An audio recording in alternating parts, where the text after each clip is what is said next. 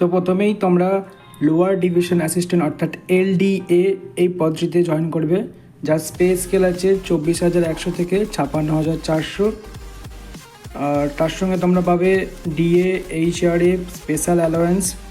তারপর LDA হিসেবে 5 থেকে 7 বছর সার্ভিস করার পর তোমরা লোয়ার থেকে আপার ডিভিশন অ্যাসিস্ট্যান্ট অর্থাৎ UDA-তে প্রমোটেড হবে, যেখানে পে স্কেল থাকবে 28,000 থেকে 74,000 এবং তার সঙ্গে থাকবে DA HRA স্পেশাল অ্যালাওয়েন্স।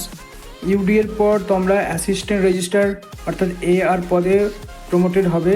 এটি 10 থেকে 12 বছর LDA হিসেবে সার্ভিস করার পর তোমরা এই পদটিতে প্রমোটেড হবে। এই পদটিতে পে স্কেল আছে 42,000 থেকে 1,04,000, তার সঙ্গে আছে DA HRA এবং আদার্স উন্নতি হবে। এটি হওয়ার জন্য 15 থেকে 18 বছর তোমাদেরকে সার্ভিস করতে হবে LDA হিসেবে। তখন তোমাদের পে স্কেল হবে 56,000 থেকে 1,44,000, তার সাথে থাকছে DA HRA এবং আদার স্পেশাল অ্যালাওয়েন্স।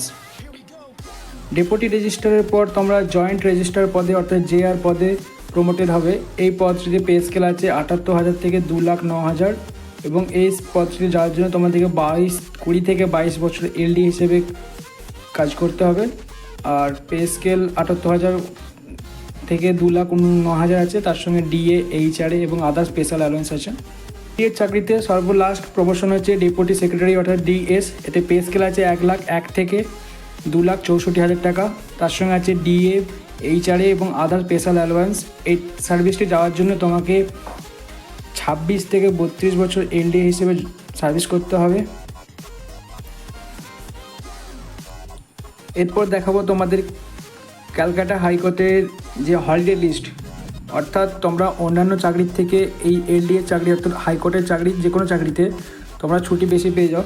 এখানে দেখতেই পাচ্ছ জানুয়ারি মাসে এতগুলো ছুটি, ফেব্রুয়ারি মাসে, মার্চ মাসে, এপ্রিল, মে, জুন, জুলাই, আগস্ট, সেপ্টেম্বর, অক্টোবর মাসে পুরো ছুটি, নভেম্বর এবং ডিসেম্বর।